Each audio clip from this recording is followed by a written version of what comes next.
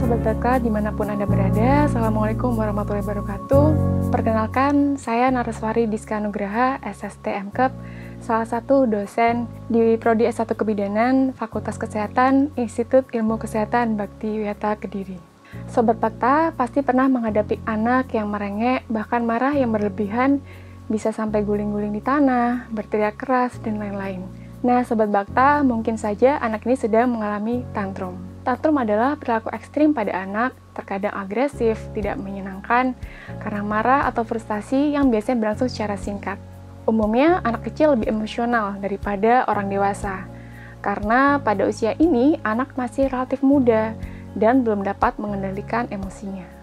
Jadi, perilaku tantrum sebenarnya bagian dari tahap perkembangan anak pada usia prasekolah yang ditandai dengan ledakan emosi. Berdasarkan kelompok usia, tantrum itu dibedakan menjadi 3. Yang pertama, di bawah usia 3 tahun. Jadi, anak dengan usia di bawah 3 tahun ini bentuk tantrumnya seperti menangis, menggigit, memukul, menendang, menjerit, bahkan dia seperti membentur-benturkan kepala dan melempar-lempar barang yang ada di sekitarnya. Yang kedua, yaitu usia 3-4 tahun. Anak dengan rentang usia 3 tahun sampai dengan 4 tahun ini, bentuk tantrumnya meliputi perilaku pada anak usia di bawah 3 tahun, namun dia ditambah dengan menghentak-hentakan kaki, berteriak-teriak, meninju, membanting pintu, atau juga seperti menunjukkan merengek. Yang ketiga, usia 5 tahun ke atas. Usia 5 tahun ke atas ini bentuk tantrumnya dia semakin meluas, memecahkan barang dengan sengaja, atau juga dia mengancam orang yang ada di sekitarnya. Nah, pada umumnya, anak usia sekolah dan prasekolah yang mengalami tantrum menunjukkan perilaku tantrum sebagai bentuk dari rasa frustasi yang dialami anak karena tidak mendapatkan apa yang ia inginkan untuk dapat memecahkan masalahnya. Anak kemudian mengekspresikannya dalam bentuk intensitas perasaan yang kemudian muncul dalam perilaku tantrum. Nah, Sobat Bakta, sebetulnya ada beberapa faktor yang menyebabkan terjadinya tantrum. Di antaranya, yang pertama terhalangnya keinginan anak untuk mendapatkan sesuatu.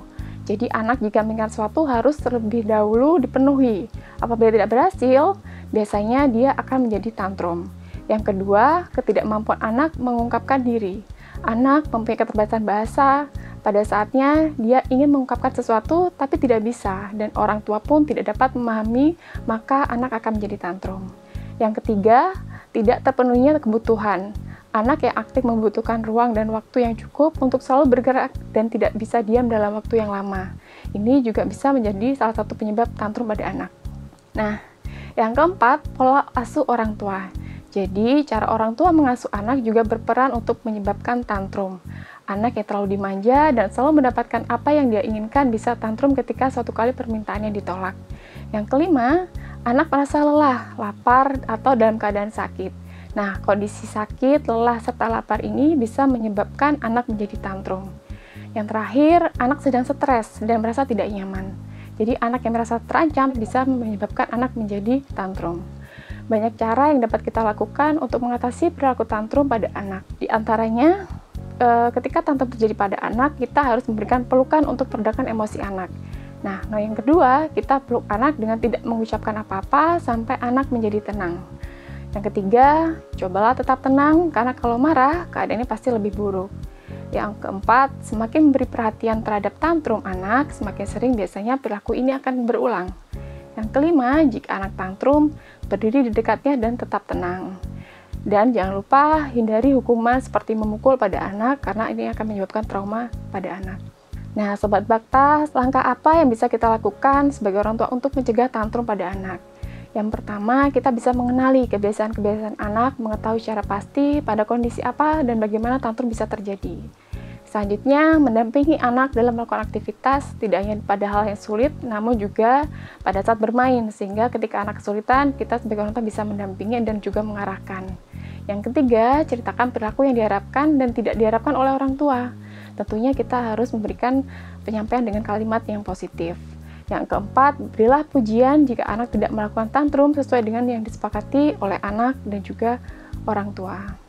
Nah, Sobat Bakta, salah satu kunci menghadapi perilaku tantrum harus dilandasi dengan penuh kesabaran.